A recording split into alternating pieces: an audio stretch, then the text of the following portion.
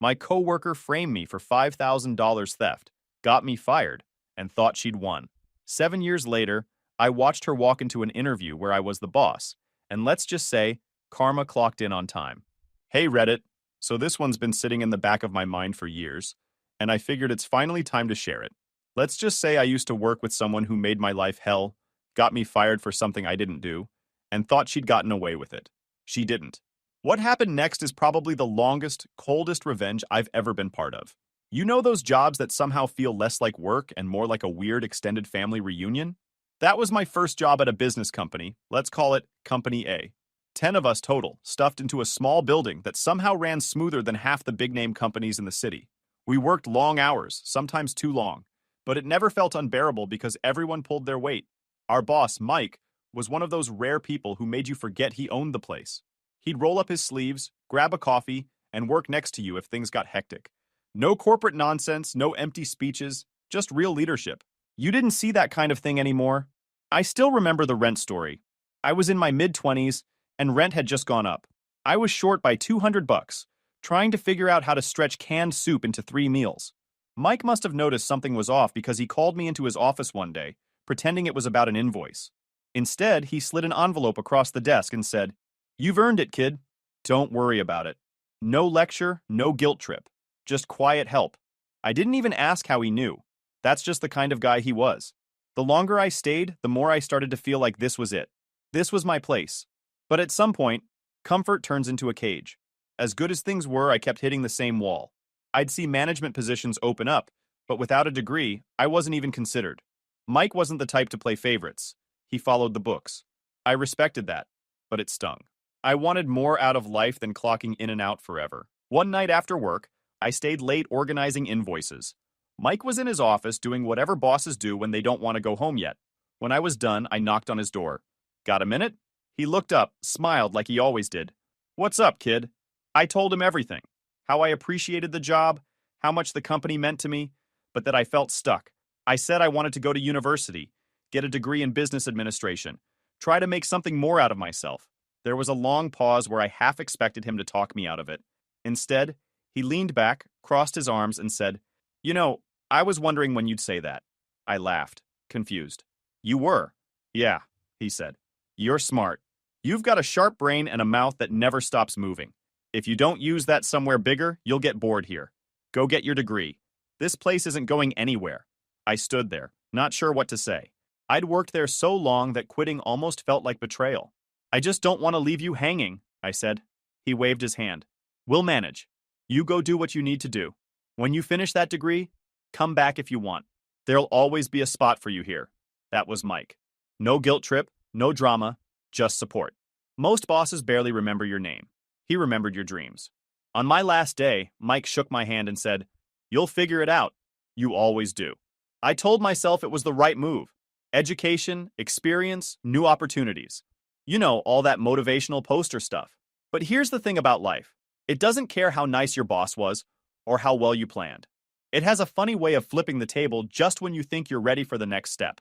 Still, walking away that day, I didn't feel scared, just determined. I promised myself I'd come back one day, not because I needed to, but because I'd earned my spot at the table for real this time. What I didn't know was that by the time I did come back, I wouldn't just be an employee again. I'd be the guy serving up karma with a side of satisfaction. At least, that's what I like to tell myself now. Back then, I was just a broke student with a backpack full of textbooks and a part-time job at my new company. We'll call it Company B, a place that could make a prison cafeteria look like Disneyland. It was supposed to be temporary, just a way to pay rent while I finished my degree. But temporary turned into 7 years, mostly because life doesn't really care about your plans when you're counting pennies for groceries. Company B was massive, about 50 employees, which sounds good until you realize that half of them quit every few months. The first week, my supervisor handed me a neon vest and said, "Try not to get crushed." That was the training. They didn't believe in breaks. Seriously, if you stopped moving for more than 3 minutes, someone would hunt you. I remember once leaning against a crate to stretch my back, and before I even blinked, the shift lead shouted, "You alive or what? We're behind." Bathroom breaks were a gamble. The second I shut the stall door, someone would bang on it like I was smuggling diamonds in there. "You done yet? We need you back." The kind of place where taking a breath was treated like theft. I stuck it out because tuition wasn't going to pay itself. I'd come home dead tired, microwave whatever cheap meal I could afford, and crash. Repeat. It wasn't glamorous, but I kept telling myself it was temporary. Then came H. She'd been one of my best friends from high school. She called me one night saying she'd been laid off and couldn't find anything. I told her, look, this place isn't heaven, but it's money. I'll put in a word. A week later, she was hired. I don't know who was luckier, her for getting the job or me for having a sane person to talk to. We started carpooling, having lunch together, and basically trying to keep each other from losing our minds. She called it survival by friendship. She wasn't wrong. The years rolled on like that. I worked, studied, worked some more. I climbed from part-time grunt to full-time, and when my degree was finally in my hands, it felt like all those nights of eating noodles and dodging managers had actually been worth something. Not long after, a position opened for warehouse supervisor. I applied, got interviewed, and to my shock, actually landed it. Finally, my own office, a glorified broom closet with a desk, but it was mine. My name was on the schedule under supervisor, and for once, people had to report to me. Things finally looked stable. H was still there, working in another department, but always dropping by to talk. We'd joke about how someday we'd both quit and start our own business. I didn't know it then, but that job was about to introduce me to the one person who'd make me seriously consider early retirement. Enter Witch. Yeah, that's what I called her. Everyone did. Not to her face, of course, but it fit too perfectly. She showed up one Monday as a cashier, freshly hired, all smiles, fake laugh, and perfume that could knock out a horse. The kind of person who acted like the world owed her a parade for showing up to work on time. At first, I didn't pay much attention. She wasn't my problem. I ran the warehouse, not the front end. But within weeks, she somehow managed to crawl her way up the ladder. Suddenly, she was helping with sales, assisting the manager, and showing up in meetings she wasn't even supposed to be in. It didn't make sense. Most people worked their tails off for years to move up, and she was gliding through like she had cheat codes. One day, I came in early and saw her at the front desk chatting with the manager. I nodded hello, and she barely looked at me, like I was part of the furniture. A few minutes later, she strutted past me to the break room and started bragging to a group of new hires about how she was probably getting promoted soon. Promoted for what? Someone asked. She smirked and said, for being smarter than everyone else. That was my introduction to Witch. I tried not to care. I had enough work keeping the warehouse from falling apart, but it's hard to ignore someone who seems allergic to humility. Every time I passed her in the hall, she'd give me this look, like she was silently grading me and I'd failed the test. Still, I kept my head down. I was saving money, paying off school loans, and finally had some peace. Or at least I thought I did. At the time, Witch was just annoying background noise. But within a few months, she'd become the storm that wrecked everything I'd built. And if I'd known what was coming, I probably would have quit that day. But I didn't. Because I thought I could handle it. Turns out I was about to learn just how wrong I could be. Witch didn't waste time making herself known. Within a few months, she went from cashier to sales assistant to sitting in the manager's office like she owned the place. Nobody understood it, but we all had theories. The most popular one? Let's just say it didn't involve spreadsheets or sales reports. Every morning, she'd waltz in late, sunglasses on, holding a coffee like she'd just come from an important board meeting. 10, sometimes 20 minutes past her shift, she'd toss her purse down, smile at whoever dared look annoyed, and say, traffic was insane. Then, she'd disappear into the manager's office for hours. The manager, who was married by the way, didn't seem to mind. He'd close the blinds, and the two of them would stay in there laughing and discussing numbers. Everyone pretended not to notice because, well, rent isn't cheap, and jobs like this didn't come easy. The rumor mill spun nonstop, but no one was dumb enough to say anything out loud. Meanwhile, the rest of us were running around trying to keep the place from collapsing. It got worse. She'd show up to meetings she wasn't invited to, talk over people, and repeat what someone else said, just louder, like it was her idea. Once I gave a presentation about reorganizing shipment routes to cut costs.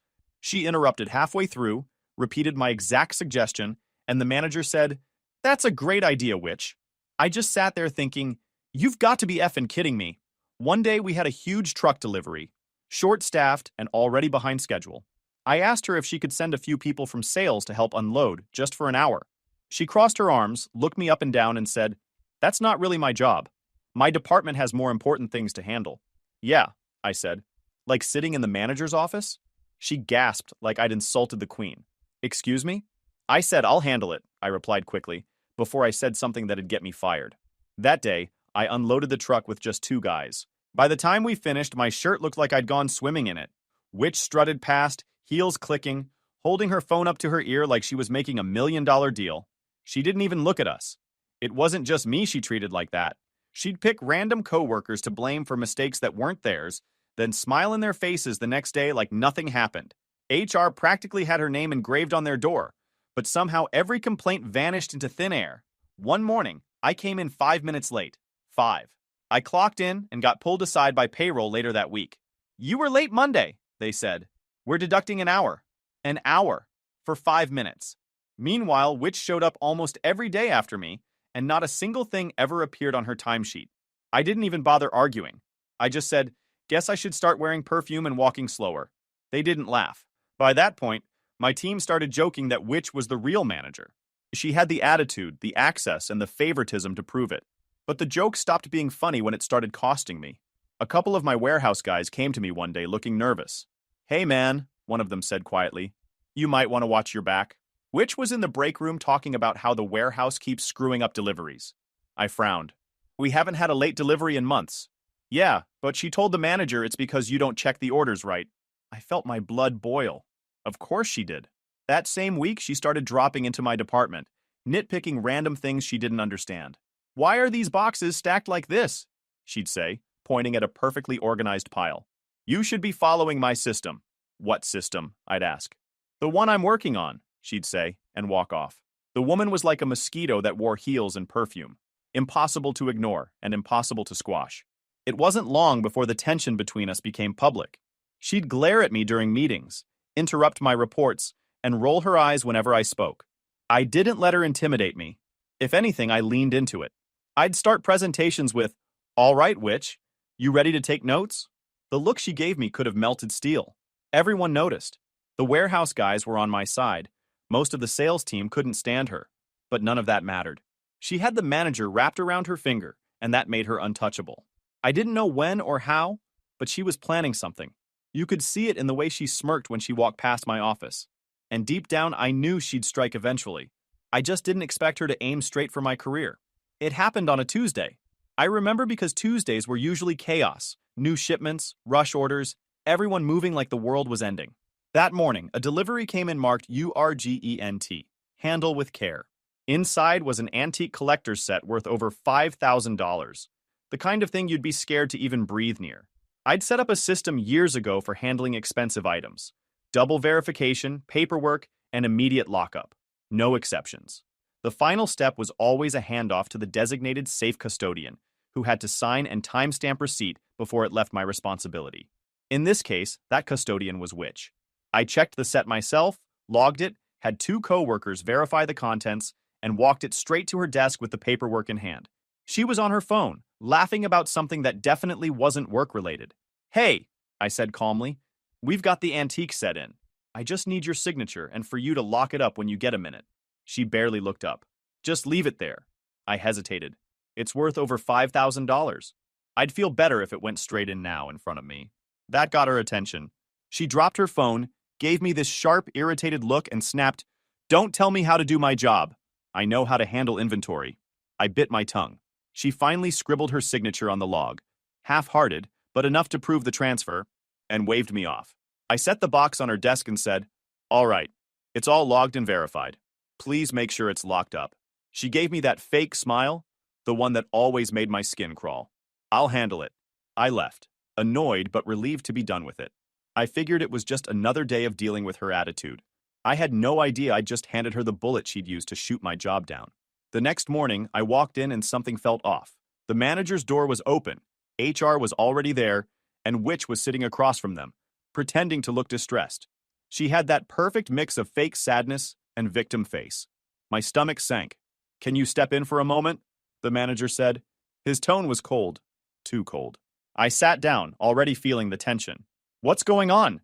He slid an empty box across the desk. The same box I'd delivered to Witch's desk yesterday. "The antique set is missing." I froze. "What do you mean missing?" "It was supposed to be in the safe," he said, glaring. "Witch opened the box this morning to prepare it for pickup, and it was empty."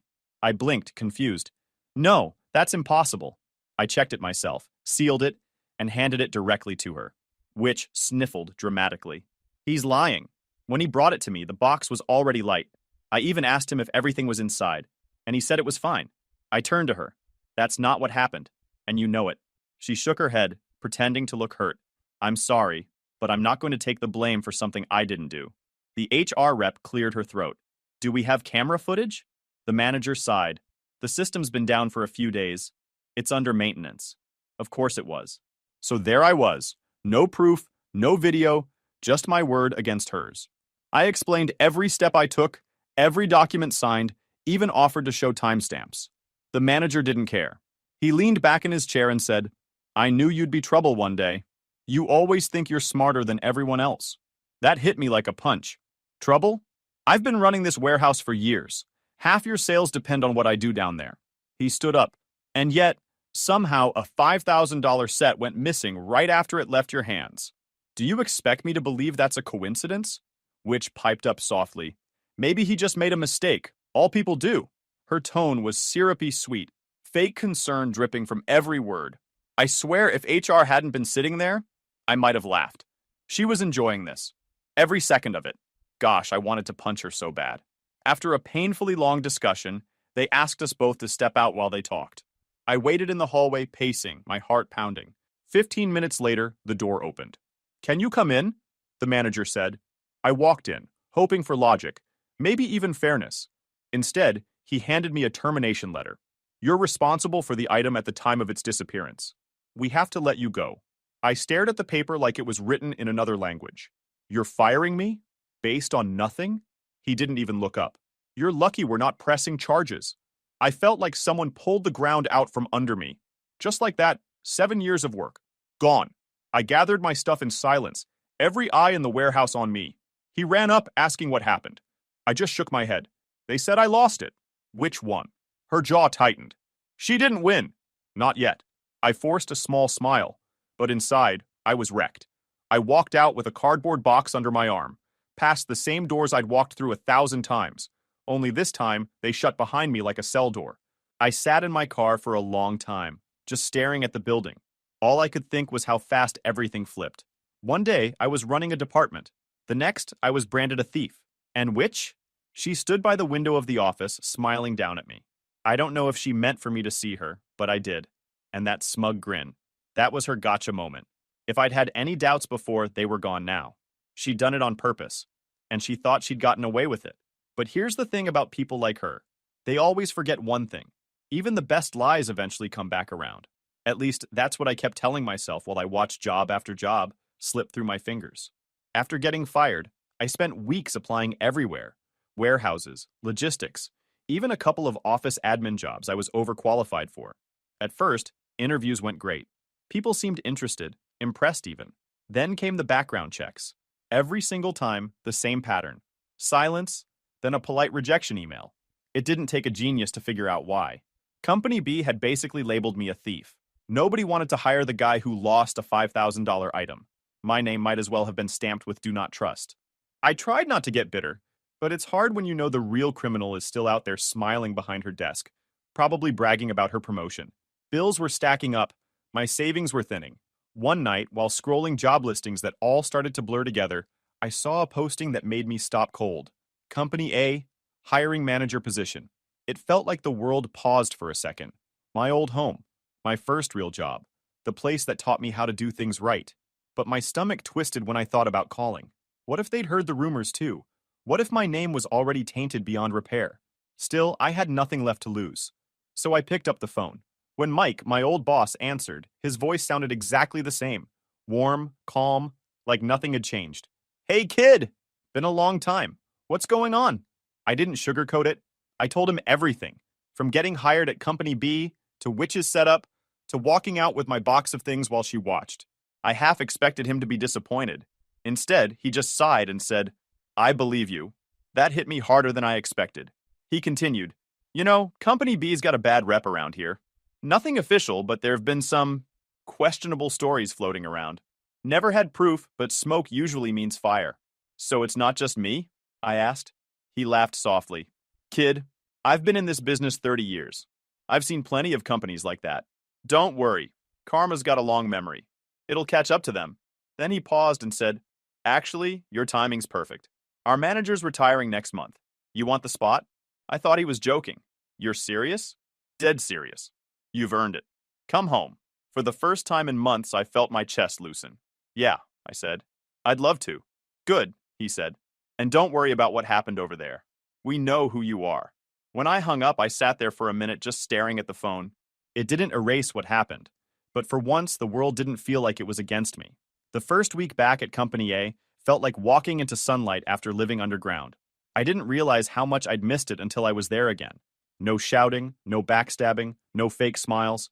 Just people doing their jobs. Mike trained me for a few weeks, handed over his notes, and said, "You've got this." I took the position officially 2 weeks later. Manager. The title I'd once wanted so bad it hurt. Still, some nights I'd think about what happened. About Watc. About how she'd smirked while I was getting fired. It bothered me. Not because I wanted revenge, but because she was still out there ruining lives without consequence. Or so I thought. Then one afternoon, a few weeks into my new job, my phone buzzed. It was H. She sounded calm. Almost too calm. "Hey, you busy?"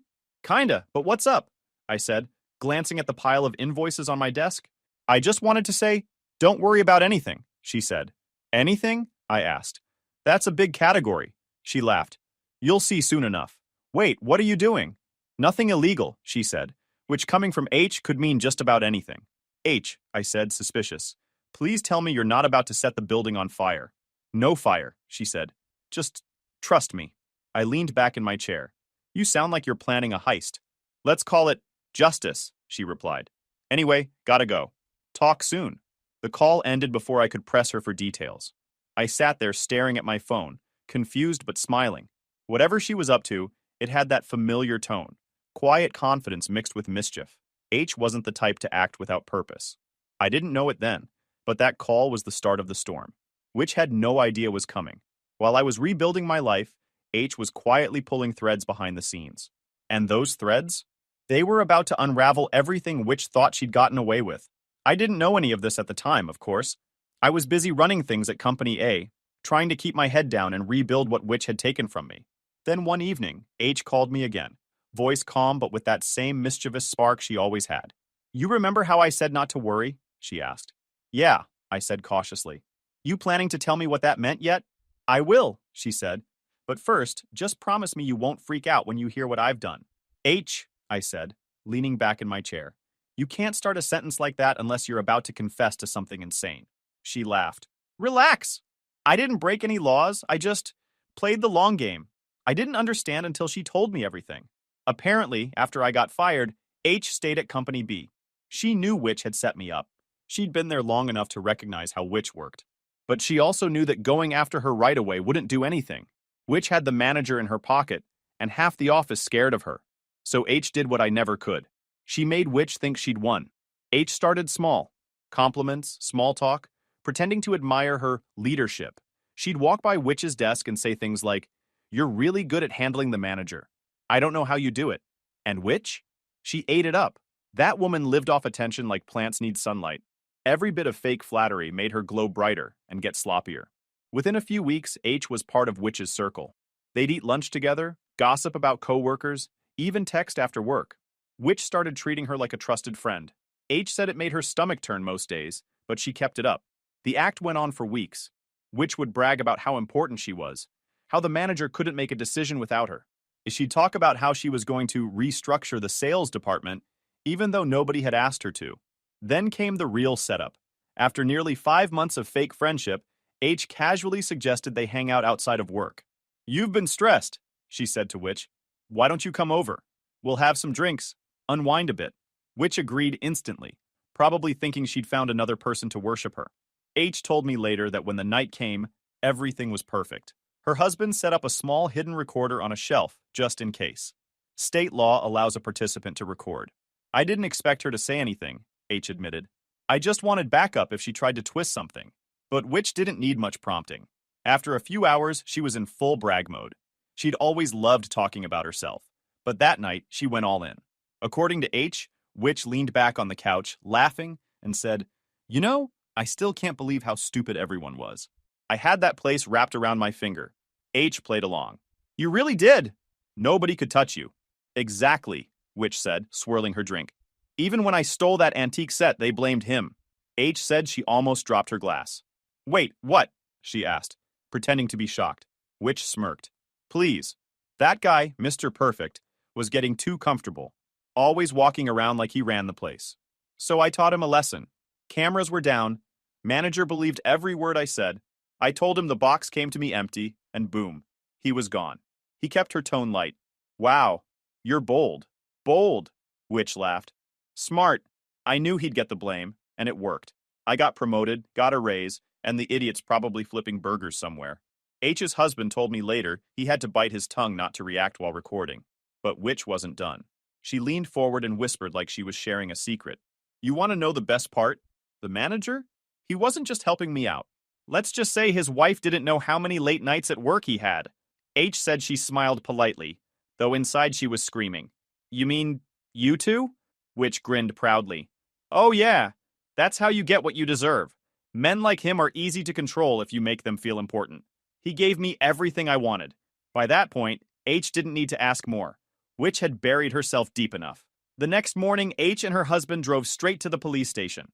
They turned in the recording, along with a statement detailing everything Witch had confessed. H even brought copies of shipment logs from the day of the missing set, proof that I'd followed every step correctly. That afternoon, police showed up at Company B.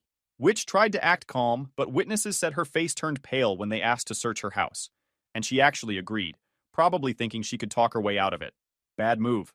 They found the collector's set still in its box, tucked away in a closet like some kind of trophy, too traceable to sell. She was arrested on the spot. When I got the call from H that night, I was speechless. I think all I said was, "You're kidding." Nope, she said cheerfully. Our favorite witch just got broomed out of the building. I couldn't stop laughing. It wasn't just relief, it was justice. Real, undeniable justice. I told H she was insane for pulling that off. She said, "You'd have done the same for me." She wasn't wrong. That night, I sat back, closed my eyes, and just let it sink in. The lies that destroyed my career were finally catching up to the person who told them. And this time, there was no escape for her. Witch's confession spread like wildfire through Company B. Within days, she went from the boss's favorite to public enemy number one. HR tried to spin it at first, claimed it was a misunderstanding, and that they were cooperating fully. But that died fast once the police raided her house and pulled out the antique set she swore she never touched. When the case went to court, I got a call from the prosecutor asking if I'd be willing to testify. I didn't even hesitate. Tell me when and where, I said. Sitting in that courtroom months later felt surreal. Witch looked nothing like the smug woman who used to strut through the office. Her hair was messy, her face pale, and her confidence was gone. She didn't even look at me when I took the stand. Maybe she knew she couldn't talk her way out of this one. The prosecutor asked me to walk through everything. How I handled the shipment, followed procedure, handed it to her, and got blamed. I told the truth, calmly, clearly, and with the same precision I used when I logged every piece of inventory. When they played the recording, her own voice bragging about stealing the set and sleeping with the manager, you could hear a pin drop. Her lawyer tried everything, said the confession was taken out of context, said she was under the influence and didn't mean it. The judge didn't buy it. When the verdict came in, I didn't even blink. Guilty. Theft over $5,000, fraud and obstruction. The judge gave her 5 years. She gasped, shouted that it was unfair, and tried to argue, but the bailiff was already leading her out. 5 years. It wasn't even close to what she deserved, but it was enough. Watching her get escorted out in cuffs was the first time I actually felt my shoulders relax in months. The aftermath hit Company B like a wrecking ball. The press got wind of the theft, the affair, and the internal cover-ups. Turns out Mike wasn't wrong. There had been plenty of scandal bubbling under the surface. When everything came out, clients pulled contracts, suppliers cut ties, and lawsuits piled up. Within 6 months, the company filed for bankruptcy. The manager didn't escape either. The DA said they couldn't prove his involvement beyond bad policy decisions and the affair, so no charges, just divorce and career collapse. His wife took the house, the car, and what little reputation he had left. His late nights at work finally caught up to him. The man who once looked down on me was now delivering packages for a living. Poetic doesn't even begin to cover it. As for Witch, her husband bailed, her family disowned her, and no company would touch her with a 10-foot pole. Every background check screamed her crimes. Even entry-level jobs didn't want her. Karma didn't just visit her, It moved in permanently. Meanwhile, life was good on my end. Company A thrived, and I was running the show smoothly. I built a solid team, trained new hires, and even helped expand into another branch. I didn't think about which much anymore. She was just an old scar, something I'd healed from but would never forget. 3 years later, after she was paroled, HR walked into my office holding a stack of resumes. Hey, they said, we've got a few applicants for the new logistics role. Mind taking a look? Sure, I said, flipping through them absently. And then my hand froze. There it was. Her name. Which? Same last name. Same city. Same email. I actually laughed out loud. HR looked at me funny. Something wrong? No, I said, grinning. Actually, call her in for an interview. They raised an eyebrow. You sure? Yeah, I said, leaning back in my chair. This one's special. A week later, she showed up. I recognized her immediately, even though she looked like a completely different person. She walked in clutching a cheap purse, eyes darting around like a cornered animal. You could tell life had chewed her up and spat her out. She didn't see me at first. She was too focused on trying to look professional, probably rehearsing lines about how she'd changed. Then she looked up and froze. Her face drained of color. I smiled. Long time no see. For a few seconds, she just stood there, blinking like her brain was buffering. Then she stammered, You work here? Not exactly, I said. I run this department. Her eyes went wide. This isn't funny. Oh, I agree, I said, flipping through her resume like it was the most boring thing I'd ever read. You've had quite the career path since we last worked together. Oh, wait. No, you haven't. She clenched her fists. You ruined my life, I chuckled. No, you did that all by yourself. That's when she snapped. She lunged toward the table, knocking over a stack of papers and spilling a cup of water onto the floor. You think you're better than me? You were jealous. You've always been jealous. HR froze mid-step. I just sat there, calm as ever, watching her unravel. I sighed, pretending I was bored. You might want to leave before you add public meltdown to your list of career achievements. She glared at me, breathing hard, eyes full of rage and humiliation. For a second, I thought she might actually throw something, but instead, she stormed out, slamming the door so hard the frame rattled. The room went silent for a beat. HR finally exhaled. What was that? I smiled, leaned back in my chair, and said, That was closure. Watching her walk away for the last time felt like the final page of a story that had dragged on for years. No shouting, no dramatic speeches, just quiet satisfaction. She'd built her entire career on lies, manipulation, and ego. And now all that was left of her was a resume nobody wanted and a temper she couldn't control. Revenge doesn't always need fireworks. Sometimes it's just watching someone face the consequences they tried so hard to escape. And in that moment, seeing her storm out of my office, I realized something simple. I didn't just win. I moved on. YouTube just dropped this new hype feature. If you're hooked on this story, smash that hype button. It tells YouTube this video deserves to blow up, and it keeps even crazier stories coming your way.